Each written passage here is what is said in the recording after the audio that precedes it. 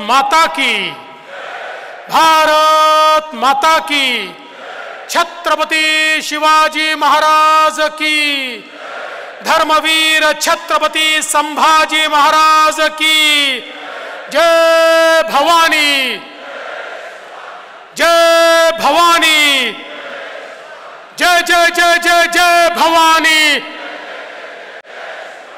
वरचे जेवले नाही आहेत मला माहिती आहे, पण खालचेही जेवले नाही आहेत, वरच्यांचा आवाज येत नाही आहे। जय जय जय जय जय भवानी, जय जय जय जय जय शिवाजी। हिंदवी स्वराज्याचे सरसंस्थापक छत्रपती शिवरायांना मानाचा मुजरा करतो। भारतीय राज्यघटनेचे शिल्पकार भारतरत्न डॉक्टर बाबासाहेब आंबेडकर यांना मानवंदना अर्पित करतो।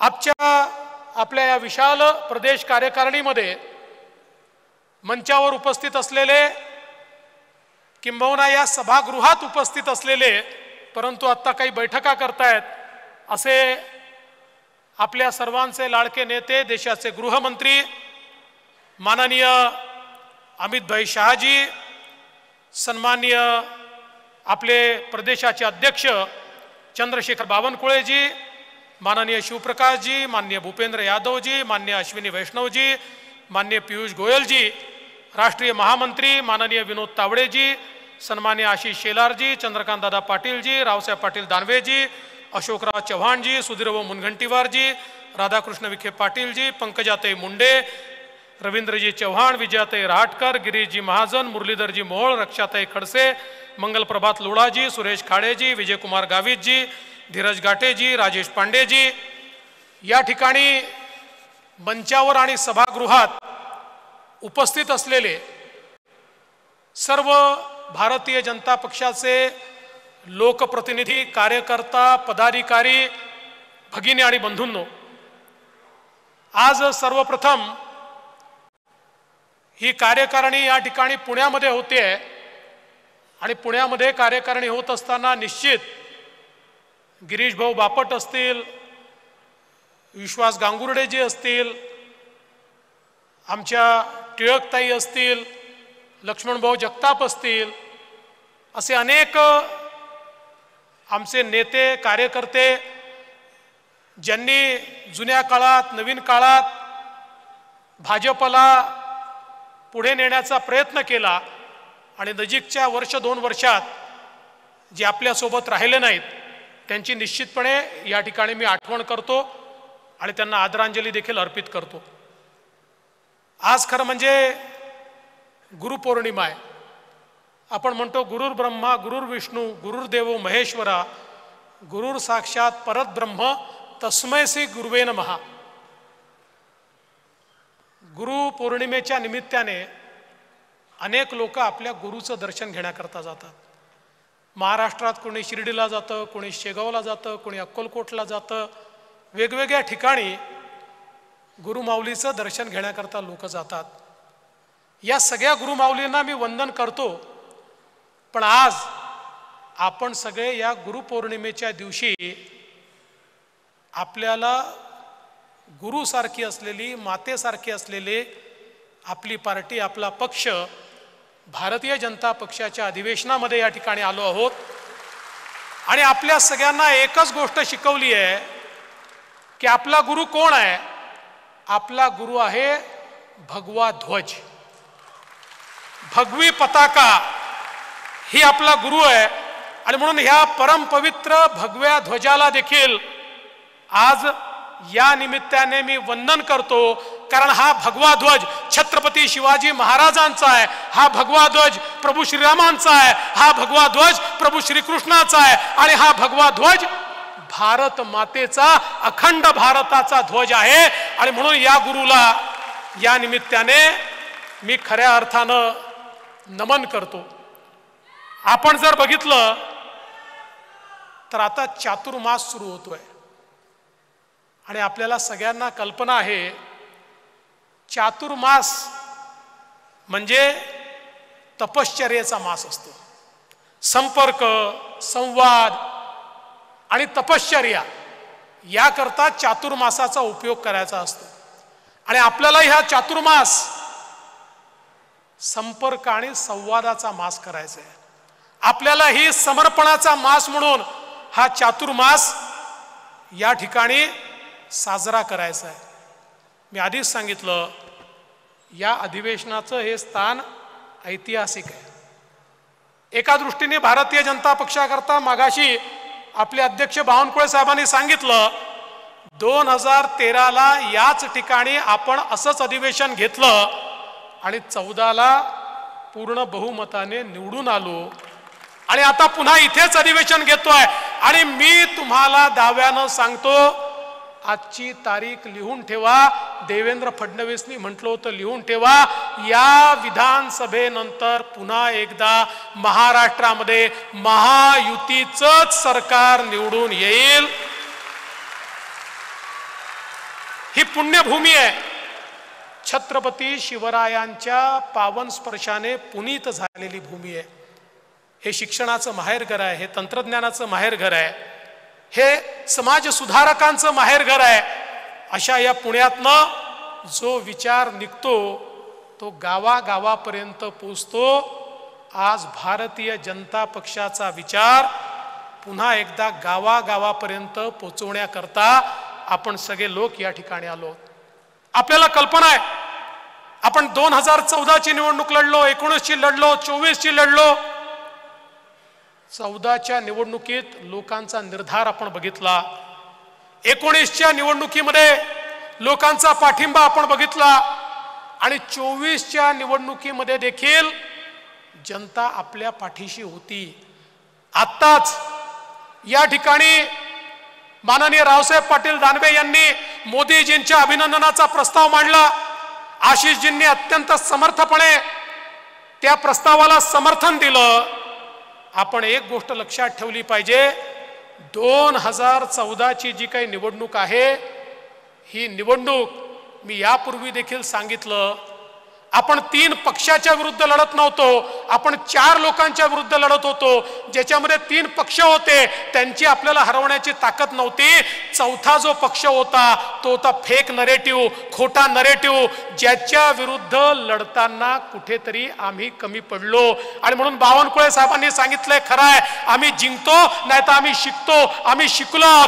फेक नरेटिव्ह कसा तयार होतो, तो कोण तयार करतं, याची माहिती आम्हाला आहे. आता फेक नरेटिव्ह खऱ्या नरेटिव्हने उत्तर देण्याची ताकद देखील या ठिकाणी आपण निर्माण करणार आहोत. आणि म्हणून लक्षात घ्या, आपला जो काही पराभव या ठिकाणी झाला, केवळ 0.3% झाला. म्हणजे 43.6%, 43.6% आपल्याला आणि 43.9% महाविकास आघाडीला. 0.3%मुळे आपल्या 17 जागा आणि त्यांच्या 31 जागा आल्या. मगाशीच बावनकुळे साहेबांनी सांगितलं, 12 जागा भारतीय जनता पक्षाच्या अशा आहेत, 12 जागा ज्या मात्र 3% कमी मतांनी त्या ठिकाणी पडल्या आहेत. 7 जागा अशा आहेत 2% कमी मतांनी पडल्या आहेत. 4 जागा अशा आहेत 1% देखील कमी मतांनी ज्या पडलेल्या आहेत. म्हणजे थोडी मेहनत करण्याची गरज आहे, थोडी मेहनत. कुठेतरी मी असं म्हणणार नाही आम्ही मेहनत केली नाही, मेहनत केली, पण त्याच वेळी जो फेक नरेटिव्ह तयार होत होता त्याला इफेक्टिव्ह उत्तर आम्ही देऊ शकलो नाही. या देशामध्ये जेव्हा जेव्हा आरक्षणाची सीमा संपली, भारतरत्न डॉक्टर बाबासाहेब आंबेडकरांनी आरक्षण एका विविक्षित काळाकरता दिलं होतं. ते आरक्षण संपलं, अटलजींचं सरकार होतं. अटलजींनी त्यावेळी आरक्षणाची सीमा वाढवण्याचा निर्णय घेतला. आज जे आरक्षण चाललेलं आहे, अटलजींनी घेतलेला निर्णय आणि त्यानंतर मोदीजींनी घेतलेला निर्णय, पुन्हा एकदा मोदीजींनी आरक्षणाची सीमा वाढवली. म्हणून या देशामध्ये आमच्या संविधानाने दिलेलं आरक्षण आजही सामान्य माणसाला मिळतं आहे. पण एक खोटा नरेटिव्ह तयार करायचा की हे निवडून आले तर हे आरक्षण रद्द करणार, हे संविधान बदलणार, अशा प्रकारचा फेक नरेटिव्ह हा मोठ्या प्रमाणात या ठिकाणी चालवण्यात आला. पण बंधू भगिनींनो लक्षात ठेवा, जे खोटं असतं त्याचं वय मोठं नसतं, जे खरं असतं त्याचंच वय मोठं असतं. खोटं एखाद्या निवडणुकीत चालतं. यांचा विजय हा एखाद्या फुग्यासारखा आहे. माझ्या कार्यकर्त्यांनी जर केवळ टाचणी लावली ना, हा फुगा फुटू शकतो. हा फुगा फोडण्याची सुरुवात विधान परिषदेच्या निवडणुकीत आम्ही केली आहे. आम्ही विधान परिषदेच्या निवडणुकीत एक टाचणी लावली, यांचा फुगा फुटला हे सांगत होते. आता महायुतीची मतं फुटणार, महायुतीचे आमदार आमच्याकडे येणार, इतके आमदार आमच्या संपर्कात आहेत, इतके आमदार आमच्याकडे येणार. अरे महायुतीचे सोडा, तुमचेच 20 आमदार आमच्याकडे कधी आले तुम्हाला समजलं नाही.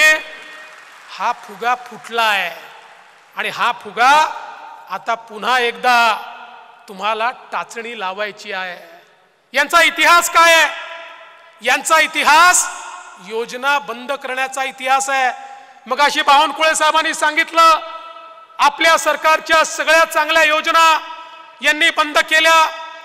जलयुक्त शिवार सारखी योजना असेल, मेट्रो सारखी योजना असेल, प्रधानमंत्री आवास योजनेसारखी योजना असेल, सगळ्या योजना यांनी बंद केल्या. बंधू भगिनींनो, आज पुन्हा एकदा आपल्या महायुतीच्या सरकारनं अशा योजना आणलेल्या आहेत की जनमानसाच्या मनामध्ये ज्या योजना घर करतील अशा योजनांची सुरुवात आपण केली आहे. आपल्याला माहिती आहे, लाडकी बहीण योजनेसारखी योजना आमच्या बहिणींच्या सन्मानाची योजना, ही मदतीची योजना नाही आहे.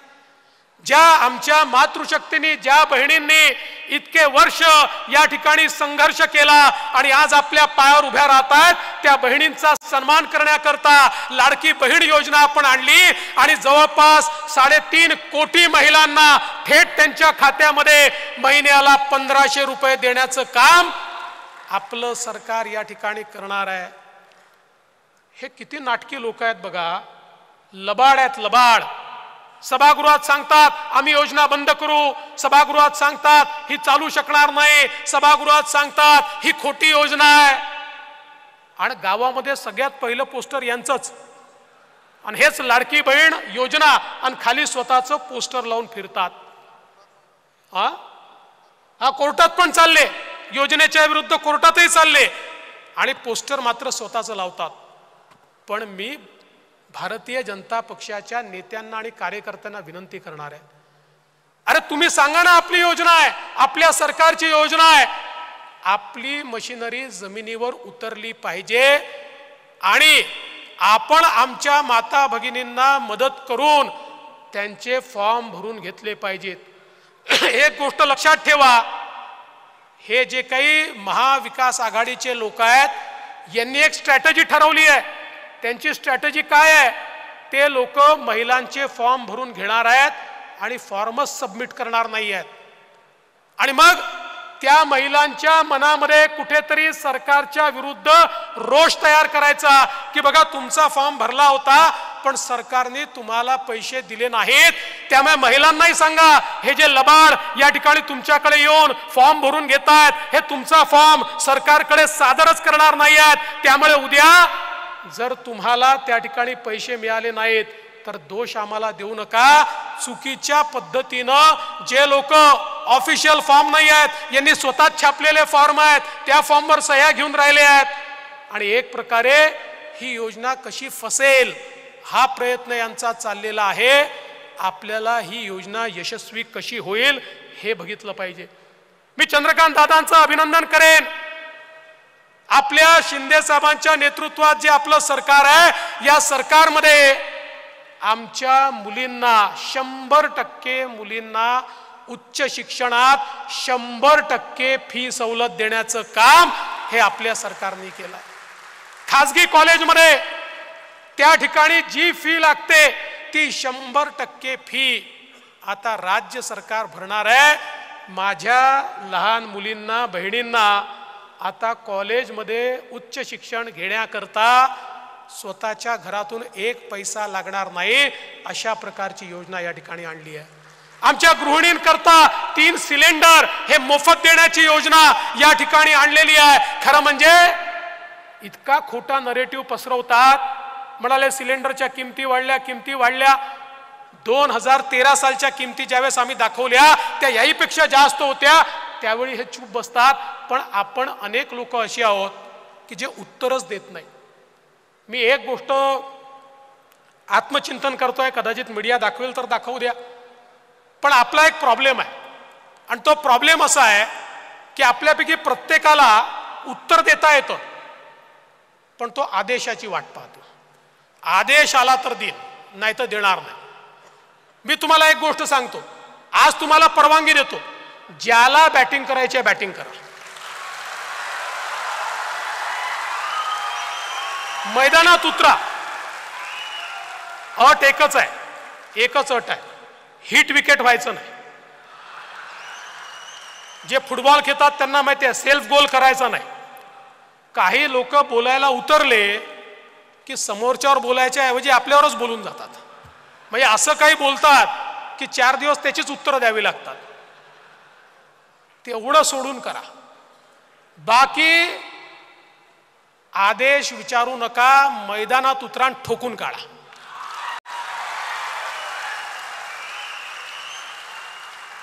आणि तुम्हाला तर खोटं बोलायचंच नाहीये. बघा, खरं बोलायला विचार करावा लागत नाही, खोटं बोलायला खूप विचार करावा लागतो. त्यांना खोटं बोलायचं आहे, तुम्हाला खरं बोलायचं आहे. खोट्याला खऱ्याने उत्तर द्यायचं असेल तर विचार करावा लागत नाही. आणि मला विश्वास आहे तुम्ही सगळे उतरले पाहिजेत. आज बघा, शेतकऱ्यांना आपण वीज मोफत दिली, यापुढे शेतकऱ्यांना बिल लागणार नाही. आणि लगेच यांनी विचारलं, मग काय तुम्ही जुने बिल देणार का? मग त्याचं काय होणार? मी स्पष्टपणे विधानसभेत सांगितलं, अरे कालपर्यंत आम्ही कोणाचं तरी जुनं बिल वसूल केलंय का? तर आता आम्ही जुने बिल वसूल करायला जाणार आहोत का? कोणाचंही जुनं बिल वसूल करणार नाही, कोणालाही नवीन त्या ठिकाणी बिल मिळणार नाही. शेतकऱ्यांना वीज मोफत म्हणजे मोफतच. आणि मला सांगितलं पाहिजे, आम्ही काही पैसे उडवायला बसलो नाही आहे, योजना तयार केली. या देशातला हा इतिहास ठरेल की गेल्या 1.5 वर्षामध्ये आमच्या शेतकऱ्यांना 16,000 मेगावॅट वीज लागते, त्यातल्या 9,000 मेगावॅटला सोलरवर आणण्याचं काम आम्ही सुरू केलं आहे, जे 18 महिन्यात पूर्ण होईल. पुढच्या 3 महिन्यात उरलेल्या 7,000 मेगावॅटचं काम आम्ही सुरू करतोय. म्हणजे पुढच्या 2 वर्षामध्ये शेतकऱ्याकडे जाणारी विजेचं एकूण एक युनिट हे सोलरचं असणार आहे. आज जी 7 रुपयाला वीज पडते ती आम्हाला 2 रुपये 80 पैशाला पडणार आहे. म्हणजे आमच्या शेतकऱ्याला जी मोफत वीज देतोय, आजची जी सबसिडी आहे त्यात कुठलीही वाढ न करता आम्ही शेतकऱ्याला मोफत वीज देणार आहोत. आम्ही राज्याच्या हिताचा विचार करून आणि शेतकऱ्याच्या हिताचा विचार करून या ठिकाणी हा कार्यक्रम हातामध्ये घेतलाय. आज आमच्या मंगलजींच्या मंत्रालयाच्या माध्यमातून युवा प्रशिक्षणाची योजना आपण आणली.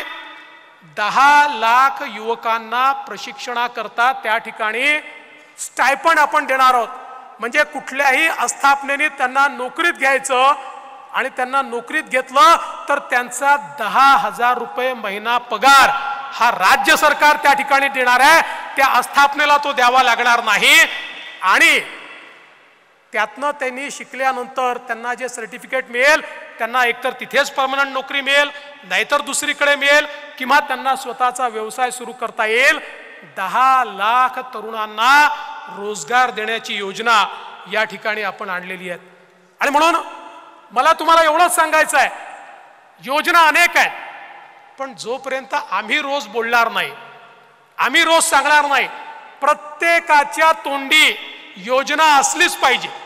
जो भेटेल त्याला, अगदी लोक वैतागले तरी चालतील, लग्नात गेलं तरी त्यांना काय योजना आहे हे सांगा, त्याच्यानंतर मग त्या ठिकाणी लग्न लावायला जा. कारण पब्लिक मेमरी अत्यंत शॉर्ट असते. आपण काल काय बोललो हे आज लोकांना लक्षात राहत नाही. आणि चांगलं जे असतं, सकारात्मक जे असतं ते इको पण होत नाही. सकारात्मक गोष्टी इको करायला त्रास असतो, नकारात्मक गोष्टी या पटकन इको होतात. आणि म्हणून त्या दृष्टीने देखील आपल्याला निश्चितपणे मोठ्या प्रमाणात आता प्रयत्न करावे लागणार आहे. मी एक गोष्ट आपल्या लक्षात आणून देतो. बघा, ज्यावेळी हा सगळा फेक नरेटिव्ह चालला होता. आपल्यापैकी अनेकांच्या लक्षात आलं असेल, काही लोक, काही सोशल मीडियावरचे लोक हे त्या ठिकाणी आपल्या विरुद्धचा फेक नरेटिव्ह चालवत होते. एक लक्षात घ्या, हे छोटं षडयंत्र नाही आहे. ही या 4-5-10 लोकांची अवकात पण नाही आहे की एवढा मोठा इको ते करतील. याच्या पाठीमागे फार मोठं षडयंत्र आहे. आज ज्या प्रकारचे अल्गोरिदम्स या ठिकाणी तयार करून आणि हे सगळं लोकांपर्यंत खोटं पोचलं पाहिजे अशा प्रकारचं षडयंत्र झालं. हे काही मुठभर लोकांच्या बसचा रोग नाही आहे. याच्या मागे त्या शक्ती आहेत ज्या शक्तींना असं वाटतं भारत मजबूत नाही झाला पाहिजे, ज्या शक्तींना वाटतं मोदीजी प्रधानमंत्री राहिले तर हा देश जगामधला सर्वोत्तम देश होईल. ज्यांना हे माहिती आहे की मोदीजींसमोर आता आपला देश टिकाव धरू शकणार नाही, अशा अनेक प्रवृत्ती एकत्रित आल्या आहेत. आणि या प्रवृत्तींनी या ठिकाणी या देशामध्ये परिवर्तन व्हावं म्हणून मदत केली आहे. हे षडयंत्र देखील हळूहळू बाहेर येत आहे. आणि म्हणून आज ज्या प्रकारच्या लढाईला आपण सामोरं जातो, ठीक आहे, त्यांनी त्यावेळी केलं, आम्ही बेसावध होतो, पण मी तुम्हाला एवढं निश्चितपणे सांगतो, आता तेवढीच ताकदीची तयारी आपण देखील केली आहे. आता चिंता करण्याचं कारण नाही आहे. फेक नरेटिव्हला थेट नरेटिव्हने उत्तर देण्याची ही सगळी इकोसिस्टीम आपण तयार करतो. पण तुमच्याकडनं अपेक्षा आहे, पुन्हा तुमच्याकडनं अपेक्षा आहे, भारतीय जनता पक्षाचे कार्यकर्ते किती आहेत, पदाधिकारी किती आहेत? म्हणजे असं सांगतायत की एकदा स्वातंत्र्यवीर सावरकरांनी असं म्हटलं होतं की सगळे भारतीय थुंकले तरी देखील इंग्रज वाहून जातील. असं आपल्यापैकी प्रत्येकाने रोज एक जरी पोस्ट केली ना तरी देखील फेक नरेटिव्ह संपून जाईल, एक पोस्ट. पण दुर्दैवाने, आणि परत मोकळ्यापणाने बोलतो, मला माफ करा, आमचे लोकप्रतिनिधी देखील करत नाही. आज लोकप्रतिनिधींचे हँडल बघा. अरे बाबांनो, लक्षात घ्या, लढाई जमिनीवर लढतोय आपण, पण त्याच सोबत ही लढाई टेक्नॉलॉजीची झाली आहे, त्याच सोबत ही व्हर्च्युअल झाली आहे. तुमच्या विरुद्धचा खोटा नरेटिव्ह लोकांपर्यंत टेक्नॉलॉजीने पोहोचवलेला आहे. त्याला जर तुम्ही उत्तर दिलं नाही तर तुम्ही जमिनीवर मेहनत करावीच लागेल, ती करतोच, श्रम आहेतच, पण त्याच्यासोबत याचंही उत्तर जर आपण दिलं नाही तर आपण याचा मुकाबला करू शकणार नाही. बंधू भगिनींनो, मला विश्वास आहे की तुम्ही सगळ्यांनी जर गांभीर्याने घेतलं तर एक मोठं परिवर्तन या ठिकाणी निश्चितपणे होऊ शकतं. आज खरं म्हणजे राज्यामध्ये एक विचित्र अशा प्रकारची स्थिती आहे. ही अशी स्थिती आपण राज्यात कधीच बघितली नव्हती. एक मोठी दुफळी तयार झाली आहे. अनेक समाज एकमेकासमोर उभे आहेत आणि दुर्दैवाने या राज्यातल्या काही नेत्यांना असं वाटतं की हे समाज एकमेकासमोर उभे राहिले तरच आपण निवडून येऊ शकतो, म्हणून त्याच्यामध्ये पेट्रोल टाकण्याचं काम काही राज्यकर्ते करतायत. खरं म्हणजे एक गोष्ट लक्षात घेतली पाहिजे, अरे निवडणुका येतील जातील, एखादं सरकार बनेल राहणार नाही, सरकार येतात जातात, पण समाज एकसंघ राहायला पाहिजे. समाज जर असा दुफळीत राहिला, एखाद्या निवडणुकीत तुमची पोळी भाजली जाईल, पण एकदा समाजामध्ये दुफळी राहिली तर किमान 3 पिढ्या ती दुफळी तुम्हाला दूर करता येत नाही. कुठे आम्ही समाजाला आमच्या नेतो, काय नेमकं आम्ही करतो, याचा देखील विचार झाला पाहिजे. भारतीय जनता पक्षाने नेहमी स्पष्ट भूमिका ठेवली आहे. मराठा समाजामधला जो गरीब मराठा आहे याला आरक्षण मिळालं पाहिजे, ही पहिल्या दिवशीपासून भाजपची भूमिका आहे. माझा सवाल आहे, आरक्षणाची लढाई सुरू कधी झाली? 1982 साली त्या ठिकाणी स्वर्गीय अण्णासाहेब पाटलांनी काँग्रेसच्या मुख्यमंत्र्यांना भेटून सांगितलं की तुम्ही आरक्षण दिलं नाही तर माझा जीव मी संपवीन. त्या मुख्यमंत्र्यांनी सांगितलं नाही देत, आणि त्या ठिकाणी स्वर्गीय अण्णासाहेब पाटलांनी स्वतःला गोळी मारून घेतली. मराठा आरक्षणाचा पहिला बळी जर कोणी होते तर ते स्वर्गीय अण्णासाहेब पाटील होते 1982 साली. 1982 सालापासून 2014 साली आपलं सरकार येतपर्यंत इतकी सरकार आली, त्यातली जास्तीत जास्त सरकार एक सोडलं तर काँग्रेसची होती किंवा आताच्या शरद पवार साहेबांची सरकार होती. 4 वेळा पवार साहेब स्वतः मुख्यमंत्री होते. का मराठा आरक्षण दिलं नाही? 82 सालापासून का मराठा आरक्षण दिलं नाही माझा सवाल आहे. अरे अण्णासाहेब पाटलांनी जर 1982 साली स्वतःला गोळी मारून घेतली होती, तुम्ही 4 वेळा त्या ठिकाणी रेकॉर्डवर सांगितलं मराठ्यांना आरक्षणाची गरज नाही. मी नाही बोललो, कोण बोललं? सगळ्या महाराष्ट्राला माहिती आहे, सगळ्या महाराष्ट्राला हे माहिती आहे. पण आता मतांकरता दुफळी निर्माण करण्याचं काम चाललेलं आहे. हो, आम्ही आरक्षण दिलं, आम्ही आरक्षण दिल्यावर ते हायकोर्टात ते टिकवलं आणि जोपर्यंत आमचं सरकार होतं सुप्रीम कोर्टात 3 वेळा केस लागली, सुप्रीम कोर्टाने स्टे द्यायला नकार दिला. जोपर्यंत आम्ही होतो सुप्रीम कोर्टामध्ये देखील आम्ही आरक्षण टिकवून दाखवलं. पण दुर्दैवाने तुमचं महाकरेजी आणि शरद पवारजींचं सरकार आलं आणि मराठा आरक्षण त्या ठिकाणी गेलं.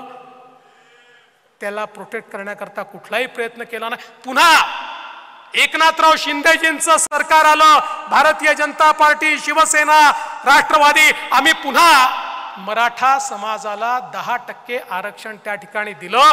आज भरती चाललेली आहे.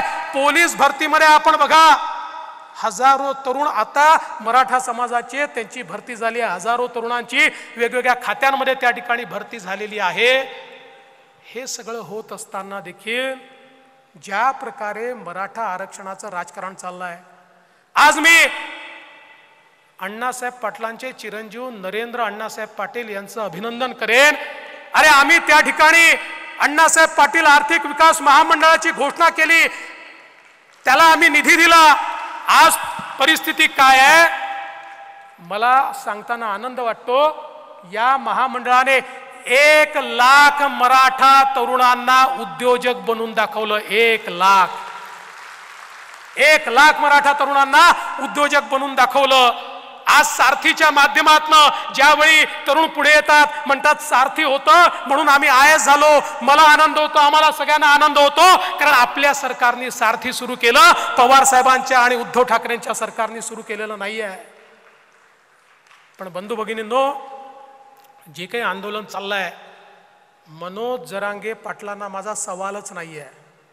माझा सवाल उद्धव ठाकरे, शरद पवार साहेब आणि नाना पटोले यांना आहे. आणि सोपा सवाल आहे की तुम्ही एकदा हे जे आंदोलन चाललेलं आहे, या आंदोलनामध्ये तुमची भूमिका स्पष्ट करा. तुम्ही सांगा की मराठा समाजाला ओबीसी मध्ये आरक्षण देण्याकरता शरद पवार साहेब, उद्धव ठाकरे साहेब आणि नाना पटोले साहेब तुमचं यश आहे का, तुमचं समर्थन आहे का? एकदा हे स्पष्ट करा. ही दुटप्पी भूमिका सोडा. चित भी मेरी, पढ़ भी मेरी, खड़ा तो मेरे बाप का, ही जी भूमिका तुम्ही मांडताय ही सोडा. या ठिकाणी मराठ्यांनाही वेडं करायचं, ओबीसींनाही वेडं करायचं, दोघांनाही झुंजवत ठेवायचं, दोघांनाही भांडत ठेवायचं. अरे आम्हाला तर शिव्या खायची सवय आहे, आम्ही घाबरत नाही. आणि समाजाला न्याय देण्याकरता किती शिव्या खाव्या लागल्या तरी आमची त्याची तयारी आहे. पण तुमचा बुरखा फाडल्याशिवाय राहणार नाही. हा खोटारडे म्हणा, हा समोर आणावाच लागेल. आणि हा जर आला नाही, ये पब्लिक है, ये सब जानती है. बंधू भगिनींनो, खरं म्हणजे आज आपण एक गोष्ट लक्षात घेतली पाहिजे. या निवडणुकीमध्ये जसा एक फेक नरेटिव्ह आपल्या समोर आला, तसंच एक वेगळ्या प्रकारचं कन्सॉलिडेशन देखील आपल्या समोर आलेलं आहे. भारतीय जनता पक्षाने कधी जाती धर्माचा विचार केला नाही. आमचं जे हिंदुत्व आहे हे व्यापक हिंदुत्व आहे. भारतीय जनता पक्षाच्या हिंदुत्वामध्ये कुठल्याही पूजा पद्धतीला स्थान आहे. भारतीय जनता पक्षाने जे हिंदुत्व मांडलं याच्यामध्ये आम्ही कधीही कोणाला एक्सक्लूड केलेलं नाही आहे. या भूमीला जो आपली जन्मभूमी मानतो, कर्मभूमी मानतो, आणि या देशाची मानक, मग प्रभू श्रीराम असतील किंवा छत्रपती शिवाजी महाराज असतील, ही मानक जो आपली मानक मानतो, असा कुठलाही व्यक्ती, जात असो, धर्म असो, पूजा पद्धती असो, तो कुठेही त्या ठिकाणी पूजा करणारा असो, असा प्रत्येक व्यक्ती हिंदू आहे हे मानणाऱ्यांपैकी आम्ही आहोत. पण त्याच वेळी या ठिकाणी हिंदूंना दहशतवादी म्हणण्यात येत आहे. काल परवा विशाळगडाची घटना झाल्यानंतर शिवप्रेमींना दहशतवादी म्हणण्यात येत आहे. आज संसदेमध्ये राहुल गांधी म्हणतात हिंदू म्हणजे हिंसा. हे खपवून घेणार आहोत? खपवून घ्यायचं? आमचा संकुचित विचार नाही आहे, पण आम्हाला एक गोष्ट निश्चितपणे माहिती आहे, या देशामध्ये जेव्हा जेव्हा हिंदू निर्बल झाला, जेव्हा जेव्हा हिंदू दुर्बल झाला, त्यावेळी हा देश गुलामगिरीत गेला. अरे छत्रपती शिवरायांनी 18 पगड जातींना एकत्रित केलं आणि हिंदवी स्वराज्याची स्थापना केली. छत्रपती शिवाजी महाराजांनी धर्मात भेद केला नाही, पण त्याच वेळी त्यांना हे माहिती होतं की जोपर्यंत या ठिकाणी हिंदवी स्वराज्याची स्थापना होणार नाही, तोपर्यंत मोगली आक्रमकांकडनं मी माझ्या रयतेला वाचवू शकणार नाही. या ठिकाणी खोटं बोलून स्वतःच्या मनाची समजूत तुम्ही काढू शकता, पण सत्य हे स्वीकारावं लागतं. आणि पुन्हा एकदा जे आम्हाला धुळ्याच्या लोकसभेत पाहायला मिळालं, जे आम्हाला वेगवेगळ्या लोकसभेत पाहायला मिळालं, आज जागे झाला नाहीत ना, उद्या जागा होण्याची संधी पण मिळणार नाही.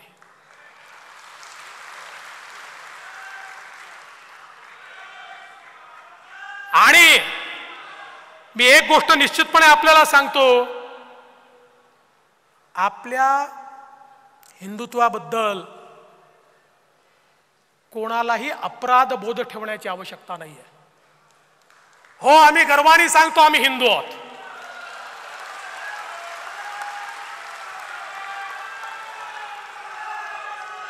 आणि हिंदुत्व म्हणजे सहिष्णुता आहे. या देशाने, या हिंदूंनी दाखवून दिलं, जगभरातनं ज्या लोकांना त्या ठिकाणी बाहेर काढलं, त्या सगळ्यांना जागा देणारा हाच हिंदुस्थान होता. आज ते सगळे या देशामध्ये गुण्या गोविंदाने राहतात. आणि पाकिस्तानपेक्षा मुस्लिम समाज या हिंदुस्थानात अधिक चांगल्या प्रकारे राहतोय, कारण या ठिकाणच्या हिंदू समाजाने कधीच भेदभाव केला नाही. पण याचा अर्थ आमचं अस्तित्व संपवण्याचा प्रयत्न कोणी करणार असेल तर ते देखील या ठिकाणी सहन केलं जाणार नाही, हे देखील आपण लक्षात घेतलं पाहिजे.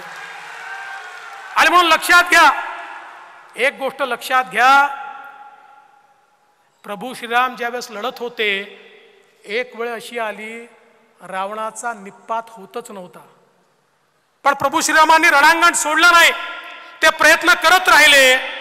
आणि शेवटी बिभीषणाने खरी गोम सांगितली, रावणाच्या नाभीमध्ये बाण मारा, रावणाचा निपात होईल.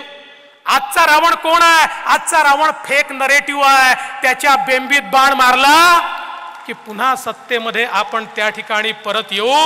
आणि म्हणून मी तुम्हाला एवढीच विनंती करण्याकरता आलो आहे, फार कमी 2 लाख मतांचा फरक आहे. 2 लाख. अरे 2 लाख मतं तर ज्या दिवशी आम्ही लाडकी बहीण योजना घोषित केली ना, त्याच दिवशी वाढले.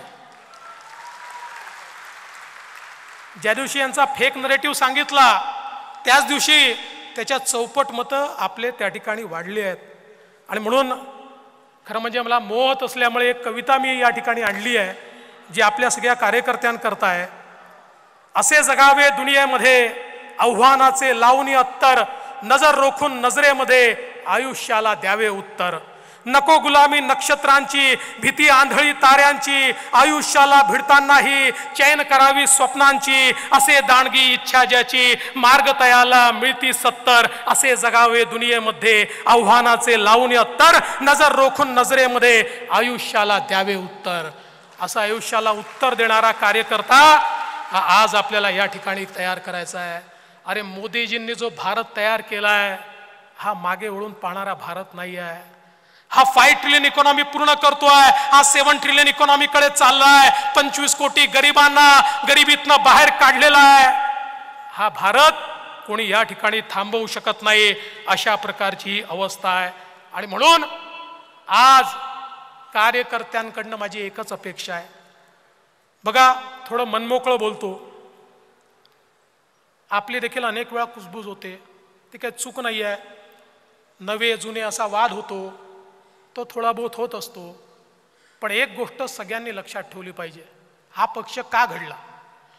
या पक्षामध्ये वर्षानुवर्ष काम करणारे 90% कार्यकर्ते असे आहेत, 90% ज्यांना हे माहिती आहे आम्हाला जीवनामध्ये काहीच मिळणार नाही, तरी ते काम करतात. कारण ते व्यक्तीकरता काम करत नाहीत, ते विचारांकरता काम करतात. ते व्यक्तीकरता काम करत नाहीत, ते विचारांकरता काम करतात. बघा, छत्रपती शिवरायांच्या विचारांना आपण सगळे मानतो. आणि महाराजांनी कधी एक पाऊल पुढे टाकलं, कधी एक पाऊल मागे घेतलं, कधी मान, कधी अपमान, कधी तह, कधी सलगी, सगळ्या गोष्टी केल्या. पण ध्येय एकच होतं. काय ध्येय होतं? हिंदवी स्वराज्याची स्थापना. एकच ध्येय होतं. आज आपण देखील अनेक गोष्टी केल्या आहेत. वेगळ्या परिस्थितीमध्ये सरकार तयार केलं, वेगवेगळे मित्र सोबत जोडले. काहींना आवडलं असेल, काहींना आवडलं नसेल, पण लक्षात ठेवा, या ठिकाणी केवळ सत्ता मिळवणं एवढा आपला उद्देश नव्हता. या महाराष्ट्रामध्ये ज्यावेळी आमच्या सामान्य कार्यकर्त्यावर अत्याचार होत होता, या महाराष्ट्रामध्ये सामान्य महाराष्ट्रातल्या जनतेवर कोविडच्या काळामध्ये भ्रष्टाचार त्या ठिकाणी होत असताना अत्याचार होत होता, त्यावेळी आपण हे परिवर्तन घडवलं. आणि परिवर्तन घडवताना बाळासाहेब ठाकरे, सद्य हिंदुहृदय सम्राट, यांच्या विचारांवर चालणारे, खऱ्या अर्थानं त्यांच्या विचाराचं प्रतिनिधित्व करणारे एकनाथराव शिंदेजी यांना आपण सोबत घेतलं. नंतरच्या काळामध्ये अजितदादांना देखील आपण सोबत घेतलं. हे खरं आहे, त्या राष्ट्रवादी सोबत आपण खूप संघर्ष केला. त्यामुळे अनेकांना असं वाटलं ज्यांच्याशी संघर्ष झाला आता त्यांच्याशी सलगी कशी करायची. पण ध्येय ज्यावेळेस स्पष्ट असतं त्यावेळी त्या ध्येयाकडे जाताना कधी 2 पावलं पुढे टाकावे लागतात, कधी 2 पावलं मागे टाकावे लागतात, कधी तह करावा लागतो, कधी सलगी करावी लागते. त्यामुळे एवढं लक्षात ठेवा, देवेंद्र फडणवीसला सागर बंगला मिळाला किंवा तो मिळावा याकरता हे सरकार आपण आणलेलं नाही आहे, तर माननीय आपले प्रधानमंत्री मोदीजी ज्या प्रकारे देशाला पुढे नेत आहेत त्या त्यांच्या वाटचालीमध्ये महाराष्ट्र त्यांच्या सोबत राहायला पाहिजे, म्हणून हे परिवर्तन या ठिकाणी आपण सगळ्यांनी केलं आहे. आणि म्हणून आपल्या मनामधले किंतु परंतु काढून टाका. मला रोज 100 SMS येतात आणि इतके सल्ले देतात लोक. जो काम करतो त्यांनी सल्ला दिला पाहिजे, त्याला तो अधिकार आहे. पण अलीकडच्या काळात सल्ले देणारे वाढले आहेत. काम करणाऱ्यांपेक्षा सल्ले 2च गट आहेत, 2 वेगवेगळे आहेत. काही लोक फक्त सल्लेच देतात आणि काही लोक कामच करतात. सल्ले जरूर द्या, पण सल्ला देत असताना आपण काय करतोय. सगळं नेत्यांनी करावं असं नाही आणि सगळं कार्यकर्त्यांनी करावं असं देखील नाही. आपल्याला सगळ्यांना एकजुटीनं या ठिकाणी समोर यावं लागेल. आणि म्हणून तुम्हाला माझी विनंती आहे, आमच्याकडनं काही चुका घडल्या असतील, असू शकतात, काही चुका निश्चितपणे झाल्या असतील, त्या चुका तुम्ही पोटात घातल्या पाहिजेत, कारण आम्हीही तुमच्यासारखे कार्यकर्ते आहोत. हे पद मिळालं म्हणून आम्ही मोठे नाही झालो, आम्ही पण कार्यकर्ते आहोत. पण नुसत्या चर्चा करायच्या, नुसतं त्या ठिकाणी निगेटिव्ह बोलायचं, असा जो कारभार काही लोक करतात त्यांना हात जोडून विनंती आहे, जे लोक निष्ठेने काम करतायत किमान त्यांच्या मनामध्ये विष कालवण्याचं काम करू नका. आजही हा पक्ष निष्ठावंतांच्या भरोशावर उभा आहे, जे निष्ठेने उभे आहेत, जे कुठल्याही परिस्थितीत पक्षासोबत उभे आहेत, अशा लोकांच्या भरोशावर उभा आहे. आणि मी तर सांगतो, एखाद्या निवडणुकीमध्ये कमी जागा मिळाल्याचा फायदा काय असतो माहिती आहे? खरा पक्षासोबत कोण आहे हे आपल्याला त्यातनं समजतं. जेव्हा जिंकतो तेव्हा सगळे सोबत असतात, पण एखाद्या निवडणुकीमध्ये कमी जागा मिळाल्या की मग अनेकांचं जे वागणं असतं त्यातनं खरा पक्षाचा कोण आणि कोण नाही हे आपल्या लक्षात येतं. आणि म्हणून माझी तुम्हाला एवढीच विनंती आहे की आपल्या सगळ्यांना एकजुटीनं सामोरं जायचं आहे. आत्मविश्वास ठेवा. या ठिकाणी जर आपण विपरीत परिस्थितीमध्ये, फेक नरेटिव्हमध्ये, ज्या ठिकाणी आपल्या लक्षातच आलं नाही की असा नरेटिव्ह आहे, अशाही परिस्थितीमध्ये त्या ठिकाणी केवळ 2 लाख मतांनी फक्त मागे आहोत. मी तुम्हाला विश्वासानं सांगतो, आपण मागच्या निवडणुकांमध्ये भाजप म्हणून या ठिकाणी 1.5 कोटी मतं सातत्याने घेत आलो आहे. यावेळी 1.25 कोटी मतं आपण घेतल्याशिवाय राहणार नाही. आणि महायुती म्हणून अनेक कार्यकर्ते विचारतात, मग सांगा मुख्यमंत्री कोणाचा होणार, मग मुख्यमंत्री कोण होणार. तुम्हाला आजच सांगतो, मुख्यमंत्री महायुतीचाच होणार.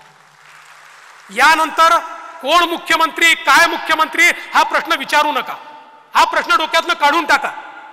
आज हा प्रश्न आपल्या समोर नाही. आपल्या समोर एकच लक्ष्य आहे. ज्याप्रमाणे अर्जुनासमोर माशाचा डोळा एकमेव लक्ष्य होतं, तसं आपलं एकच लक्ष्य आहे, पुन्हा या महाराष्ट्राची सेवा करण्याकरता आपलं सरकार स्थापन करणं. आणि त्याकरता वाटेल ती किंमत कार्यकर्ता मोजायला तयार आहे.